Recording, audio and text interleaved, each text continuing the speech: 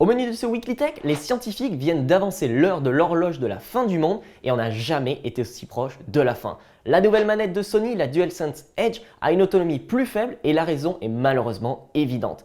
On a plus d'infos sur le casque VR d'Apple avec un contrôle de l'interface par les yeux et sans manette. On savait que les conditions de travail des modérateurs Meta étaient catastrophiques, mais apparemment c'est encore pire que prévu. Allez, le Weekly Tech, c'est parti! Les scientifiques du comité du Bulletin of the Atomic Scientists viennent de passer l'horloge de l'apocalypse de 100 à 90 secondes de minuit.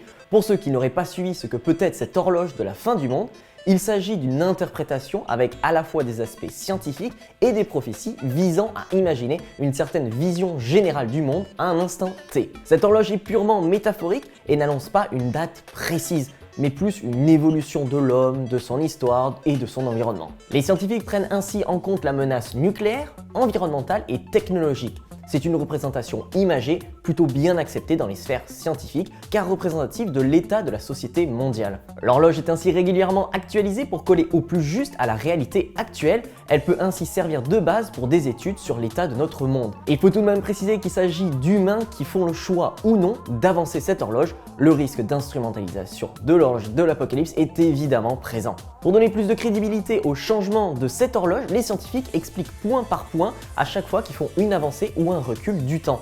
En 2023, l'horloge a perdu 10 secondes, passant à 90 secondes de minuit, ce qui matérialise la fin du monde. La raison principale est simple, la guerre en Ukraine qui laisse planer une menace nucléaire. Cette horloge a d'ailleurs été créée en 1947 en réponse aux bombes lancées sur Hiroshima et Nagasaki. Le nucléaire a donc une place très importante sur l'impact de cette horloge. Même s'il s'agit plus d'une métaphore, plus que d'une réelle horloge, est-ce que c'est quelque chose qui vous inquiète ou ni plus ni moins qu'un objet de communication pour vous? Dites-le nous en commentaire. Nous avons pu tester la nouvelle manette Pro de Sony, la DualSense Edge, et le moins que l'on puisse dire, c'est que l'autonomie n'est pas au rendez-vous. Il aura fallu que les équipes de Buds Controller la démontent pour découvrir la raison. Et oui, vous vous y attendez, la batterie a fortement perdu en taille. On parle d'un passage de 1560 mAh pour la DualSense classique à 1050 mAh pour la version Pro. On est là sur un tiers de capacité en moins quand même. Alors la taille de la batterie ne signifie pas toujours que l'autonomie sera en berne. On voit par exemple dans l'univers des smartphones que deux téléphones avec une batterie de 5000 mAh peuvent avoir une autonomie qui va littéralement du simple au double.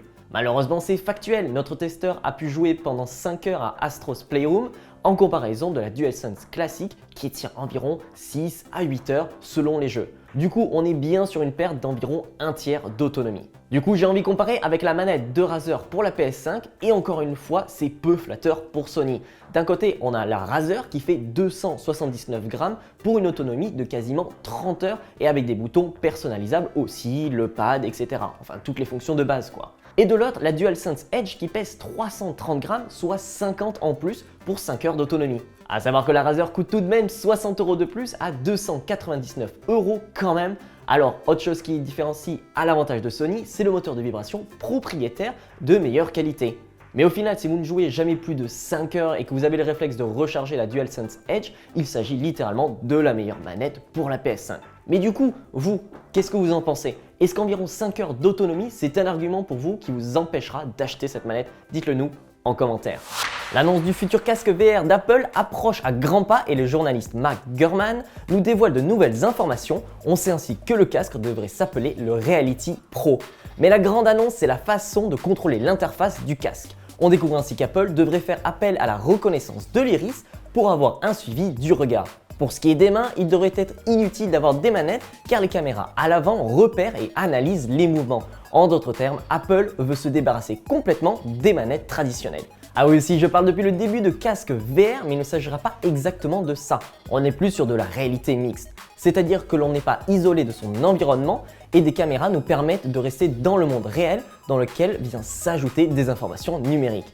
Le casque qui devrait coûter 3000 $ n'est d'ailleurs pas fait pour le jeu vidéo. En tout cas, ce n'est pas le projet initial, même s'il est possible qu'Apple ait une compatibilité avec le moteur de jeu Unity. Dernière incertitude sur les Reality Pro, la batterie. McGurman parle d'un module qui serait déporté du casque. La batterie serait ainsi à la ceinture, de la taille d'environ 2 iPhone 14 Pro Max, l'un sur l'autre. Une idée qui semble étonnante venant d'Apple qui préfère la facilité d'utilisation généralement. La seconde solution est une batterie directement dans le casque. Cela semble être la proposition la plus logique. En revanche, on sait que quelle que soit la solution choisie, il se rechargera en USB-C. Mais du coup, on l'attend pour quand ce casque? Alors, la production devrait commencer en Chine d'ici février. On pourrait s'attendre à une annonce en mars-avril et la commercialisation devrait arriver en même temps que l'iPhone 15 en septembre. À 3000 $, ça vous tente un casque VR signé Apple? Dites-le nous en commentaire.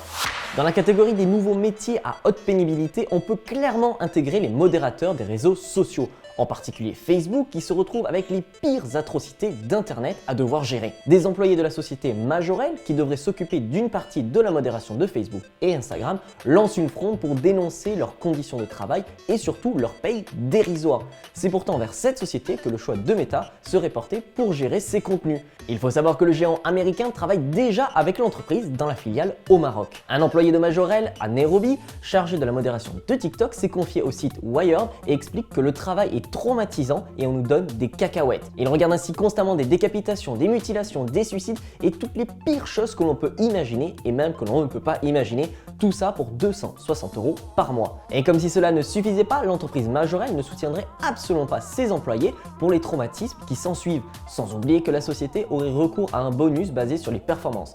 En d'autres termes, plus ils regardent du contenu choquant, plus ils seront payés. Sauf que même pour ça, les objectifs sont apparemment difficilement atteignables.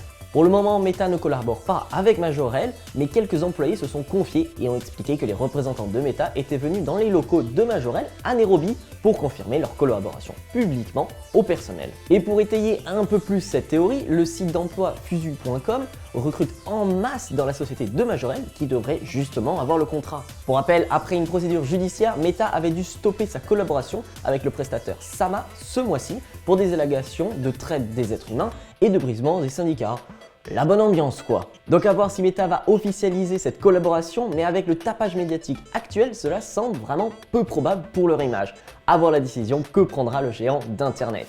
Le Weekly Tech c'est fini, rendez-vous la semaine prochaine.